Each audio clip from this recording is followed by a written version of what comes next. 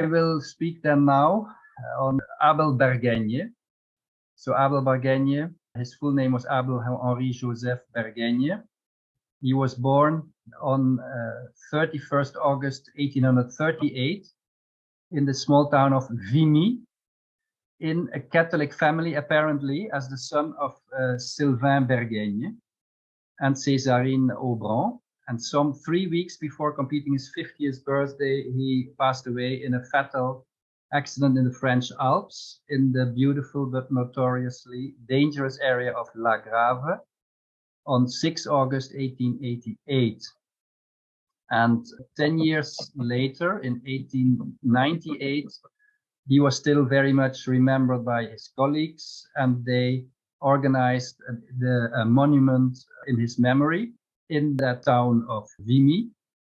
And at that occasion, there was a French Minister of Education was there, and also some colleagues like Breal and Victor Henry.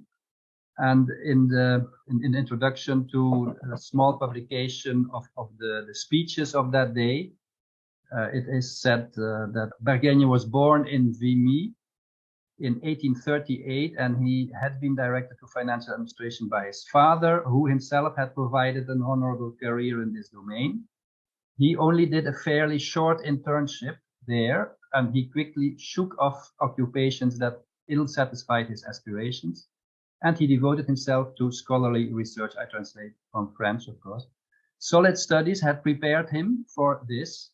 The contemplative curiosity of his mind irresistibly drew him there. He quickly discovered in Indo-European linguistics, then in the religious antiquities of India, his field of distinct preference for his robust activity. In 1868, he became, at the École des Hautes Études, Sanskrit tutor, and in 1885, member of the Institute and holder of a chair of Sanskrit and comparative grammar, created for him at the Sorbonne. As early as 1888, he was taken from us in full force in the midst of plans for a laborious future. And in a few words, this is the whole framework of this short but well-filled existence. So before turning to Bergaigne's scholarly scientific work, we have to ask one question, like why should we speak about him in a webinar devoted to Vedic philology in the 20th century? Even there was in the argumentary for this webinar, it was explained that the 20th century has not yet been covered by Ernst Windisch in his History of Sanskrit Philology, which was published in 1917, 1920. So that is why we should pay attention to this Vedic philology of the 20th century. However, it is also true that Bergaigne was just mentioned here and there.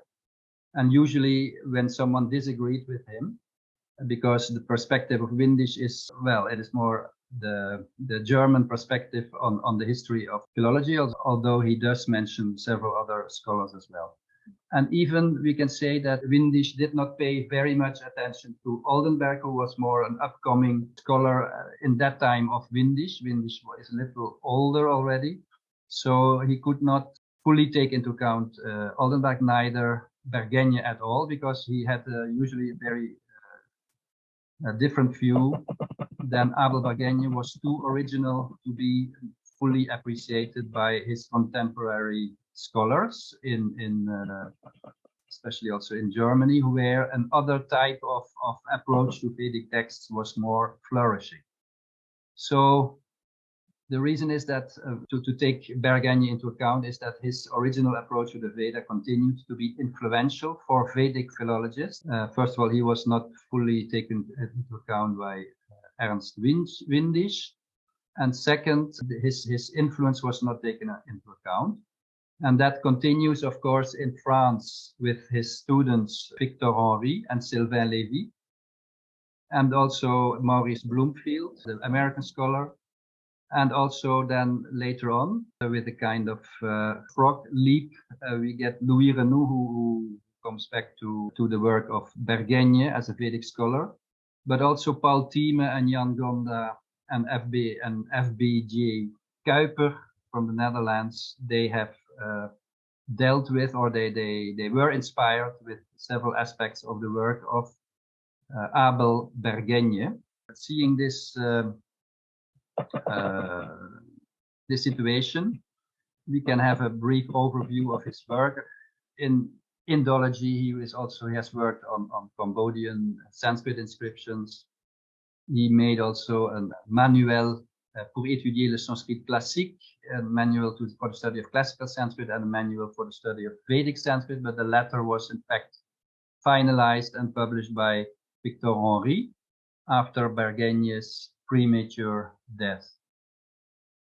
So of great originality and scientific importance are Bergaigne's contributions to the Vedic studies. Louis Renou, in his early study on the Masters of Vedic Philology, Les Maîtres de la Philologie Védique, he devotes not less than 20 out of 74 pages, so 27%, more than 1/4 of his whole book, to a detailed study and discussion of the work of Bergaigne. And all others like Rudolf Roth and Grassmann and Ludwig and Gellner, they receive much less space. So Bergaigne's magnum opus, his big work, his great work, but it's not his only work, but it is really one of his major works, is La religion védique d'après les hymnes du Rig Veda. So the Vedic religion according to the hymns of the Rig Veda, which appeared in 3 volumes between 78 and 83, 1878 and 83. And its importance is confirmed by the fact that Maurice Bloomfield, American scholar, a few years after Bergaigne's demise, he did an enormous effort of creating the detailed index to the work in 145 pages, and that became an additional 4th volume of Bergaigne's work, published at the École des Hautes Études in 1897. So Bergaigne planned his work to be, first of all, a comprehensive index of ideas in the Rig Veda, but it became a complete directory of all materials combined for the purposes of a new religious interpretation of this Veda. So the premise of La religion védique, of Vedic religion, is that his book, The Vedic Religion, is that mythology and ritual worship are interdependent in the Rig Veda, and that the Vedic poets are still aware of this interdependence. And this is this seems quite simple or evident to us, but at that time it was a complete break with what was going on among other Veda interpreters and Veda students of the Veda, especially in Germany, where the Veda was more like an archive of old matters, an archive of origins. It was used to find all type of elements which can be used in comparative mythology. And this is something where Bergaigne wanted to escape from, by showing the system, the internal system in the Rig Veda. So the system, it becomes almost like a mathematical analysis. And later on, people speak of structuralism avant la lettre. And so there are 3 parts. So the first part, it gives the general analysis. Not all his moves are maybe nowadays fully acceptable, like he wants to divide the whole Vedic mythology in 2 major elements, male and female, and that he tries to follow throughout. But altogether, he has many sharp observations from the point of view of searching for a system. So the first part is there, then second and third part of the Vedic religion shows that the warrior deities are all doublets of the universal element, Agni Soma, and that the Vedic poets are still aware of this. And the cult of Agni becomes the key at the basis of the entire Vedic religion in the view of Bergaigne. So in other words, the correspondence between the deities and natural facts is always determined by a ritual interplay, which intervenes between the 2 forces and which alone allows their balance to be understood. So in the 4th part of the book, it deals with the sovereign gods and the moral ideas of the Veda, because the category of sovereign gods is opposed to that of warriors. And according to the principle of systematic correspondences, which he has previously developed. So according to Bergaigne, the Vedic people used the same terminology to refer to the laws of nature, the laws of ritual worship, and the laws of morality. Then the Vedic formula itself, like what is called Brahman, the Vedic mantra Brahman, the Vedic formula itself became a new divinity. And from the point of view of the Vedic poets, what they are doing in their poetry and ritual acts is to conform to a logical system of correspondences and symbols regulated according to pre-established laws. So it is the whole approach is knowledge-oriented or contemplation-oriented and not magical. There's no emphasis on magical aspects, but rather on knowledge aspects in the understanding of Vedic religion. So then I have already mentioned that the formula itself, the mantra, the formula becomes as if a new divinity within the whole framework of Vedic philology. And here I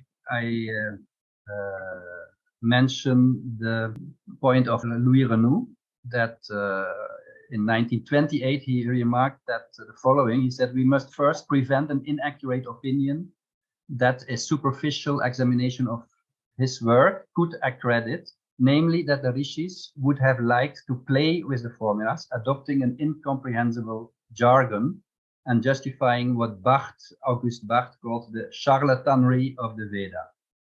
Bergaigne could involuntarily give rise to this opinion when he spoke of paradox and galamatias, but Renou says, unless I am mistaken, that word does not appear in that religion Védique. It is quite the opposite, in fact. If there is one thing in which Bergaigne seems to believe with all his soul, it is in the Vedic formulas. The formula is for him a new divinity, etc., to be joined to the sky of mythology. All the verbal combinations, even those which could pass for the momentary inspiration of a poet, are found in him, legitimized and classified. So I have to see the timing. So we have this work of Bergaigne, major work of Bergaigne. It has also influence on his way of dealing with words, like the vocabulary of the Veda becomes important. He wants to have the vocabulary should be understood in a simple way. We should understand the vocabulary and the words as simple words. And if that leads to a difficult statement, then that we should try to understand that difficult statement. We should not make the statement simple by accepting numerous meanings of words. I'm seeing now my time, so I still wanted to say something about Gonda. So with Bergaigne is a predecessor of in Paris. He is the Vedic scholar of 19th century of the École pratique des hautes études, founded in 1868. And after him, it continues with later on with Louis Renou and Pierre Sylvain Filiosa, and finally I'm now dealing with the Vedic and Sanskrit studies. So great predecessor, Bergaigne. And I also would like to mention, at least in the short time available, Jan Gonda. I cannot do full justice to his work, of course, in a very brief statement or in a very brief presentation like today. Still, we have to see that Jan Gonda is, we can say, he's the Guru Nam Guru, the teacher of my own direct teacher, Professor Bodewitz, the Vedic scholar also, like Gonda was Vedic scholar, and several other aspects of Indology were covered by him in an enormous productive lifetime of publication and teaching also. And he is a successor of Willem Kalland, with a brief interruption by another scholar who went on to become Japanologist in Leiden. He is more or less the direct let's say, the indirect successor, but the practical successor of Willem Caland in Utrecht, University of Utrecht, and he was appointed, Gonda was appointed in 1932, 1st April, there was a royal decree for his professorship, and in practice the position started on 15 April, which is one day after his 27th birthday. In his enormous productive work, it has become useful to distinguish several periods. We have 1929 to 1949. That time he was still much engaged in an institute at the Utrecht University, which was in fact a colonial institute to train functionaries for the Dutch East Indies. That institute, when the Dutch East Indies became independent, when Indonesia became independent, and there was no need for that institute, it stopped also, and it was in one way a good situation that for Gonda could pay much more attention to India studies. Already he had published in 41 his grammar to teach Sanskrit grammar, but his real research in India about India, that was still to come. So we have from 1950 to 1960 and 1961 to 1975 till his retirement. After that, his successor was Henk Bodewits, but that became a period of reorganization in the Dutch academic system, and Professor Witzel knows much about that also, about that period, because at that time he was there. So Gonda, he published this 60 books and 720 items in his bibliography, and he left an enormous monumental work, which many manuals which are still extremely useful. So this is just very brief mention. He passed away in 91. At that time, it was also the time of the closing of the merger. In fact, I should say the merger of the Institute of Utrecht and Leiden. So we saw the expansion and also the merger again of Indian studies and Vedic studies in the Netherlands. But in his lifetime, he has been enormously productive, and he has been referring intensively also to Indian scholars, to all scholars, so French scholars, very enormous, broad-minded scholar, taking all views into account. So it was one anecdote still is that Bodewits, he had to deal as the head. He had to deal with the Indology of that time, and he had to deal with government rules, etc. And he was planning to tell to Gonda that, yeah, finally, unfortunately, the Utrecht department will close. But that morning, Gonda passed away, so he could never hear that his great Institute of Oriental Studies in Utrecht would not continue in Utrecht itself, but it would be merged with Leiden. So at this point, I think I have to conclude. Sorry to have been taken one more minute, I think so. It is always a problem if you have a lot to say. Then I believe we can take 5 or 10 minutes of questions and comments. Yeah. Yes, Joanna. Thank you very much. Just a few words about Bergaigne. When I began to read the Rig Veda many years ago, I was looking for the beginnings of philosophy. So I was sure that I was somehow taught in a way that there was no philosophy in the Rig Veda beside from some hymns, late hymns in 10th mandala. And I was really surprised how coherently the Rig Veda is composed. And then I read other literature which has been written on the Rig Veda, huge literature, and I found Bergaigne. And he was a kind of I would say, one of my teachers, because he also he also saw this coherence, and he also saw this oppositions. He claimed, well, he named there as these oppositions as male and female, but then as the opposition of Agni and Sama.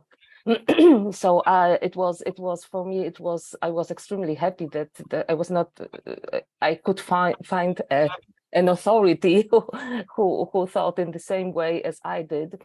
And one more comment about Galimatias. It appears, but not in the book, in his La Religion Védique, but on the figures of speech. Yes, he really uses this word. Yes, so thank you very much. Thank you. So, but he used, I think what I remember, that he used it as a kind of challenge, like yes, of course, like yes, that we should to resolve it and to understand it, and not just to say that they were like this and they didn't know what they said. I mean, the poets of the Rig Veda. Yes, of course. That is very important, I think. Otherwise, we get a wrong quotation out of context. But the aim was rather the opposite, and that was already mentioned by Renou also. That how that fit, in fact, in his philosophy, which is in fact, or his approach, which in fact searches for the structural meaning, and that is something which I recognize in Elise Renke's work as well. But that we will hear later by you. About Elise Renke came to Utrecht also after the Soviet Union opened up and before it closed down again. But anyway, so when that time in the 90s, she came to Utrecht and she has given the lecture, and then Gonda was already very emerite, means he was very as an emerite in the old sense of the word. He was hardly coming out, but for that occasion he came to her lecture, and they spoke and they could meet. Yes. Thank you.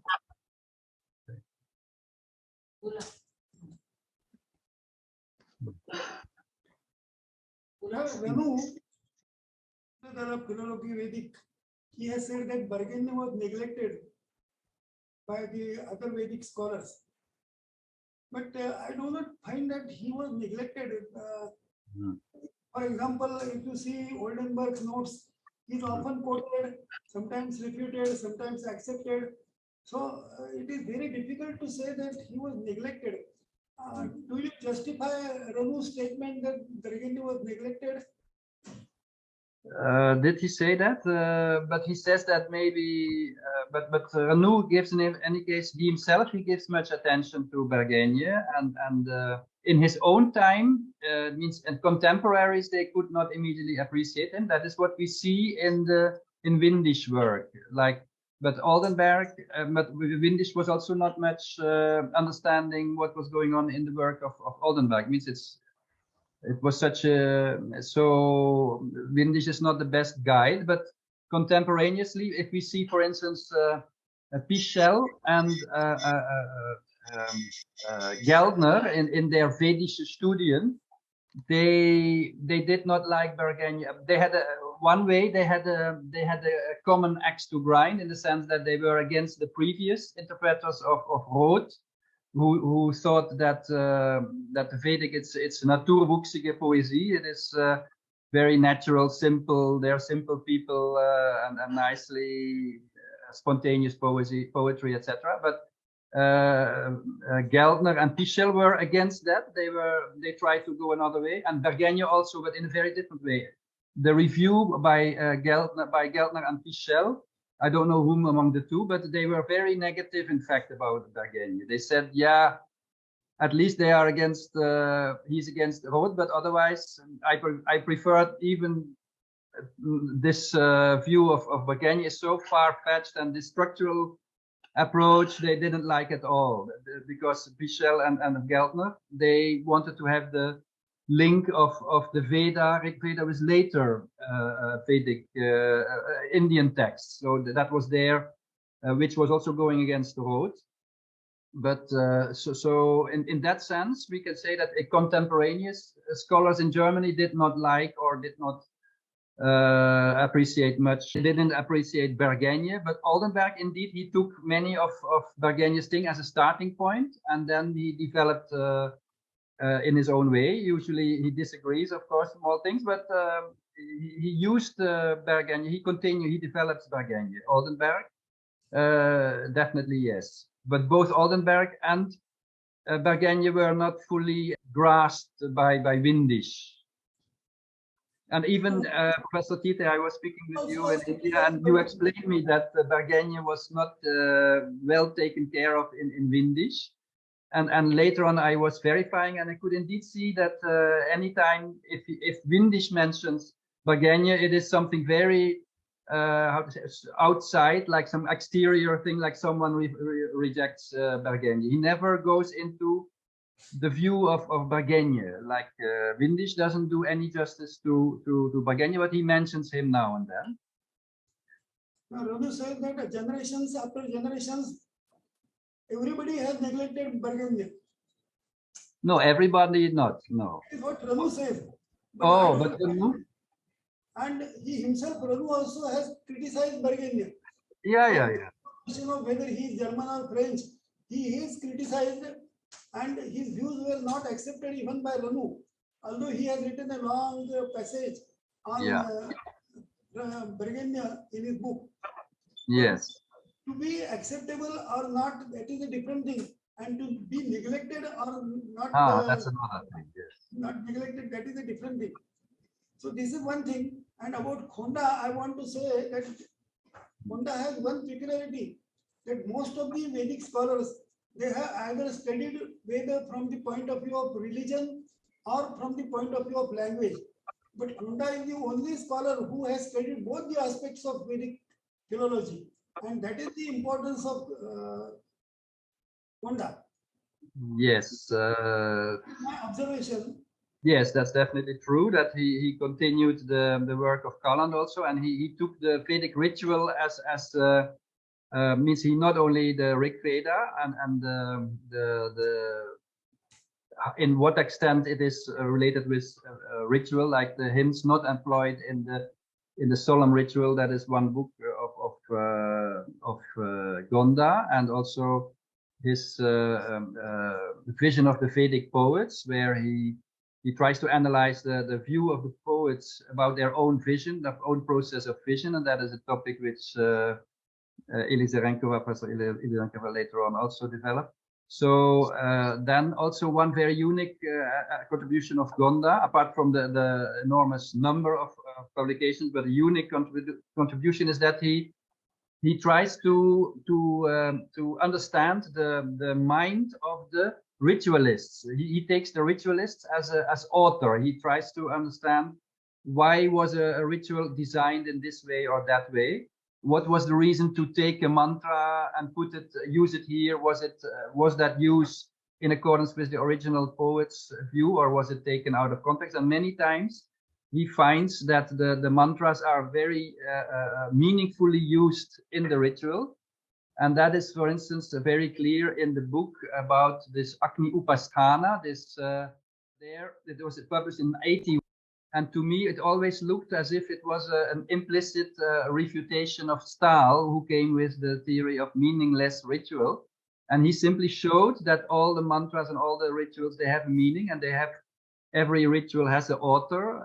Maybe the modifications also have authors. And he tries to understand why, what was the feeling or the underlying feeling or the intention of the author of the ritual.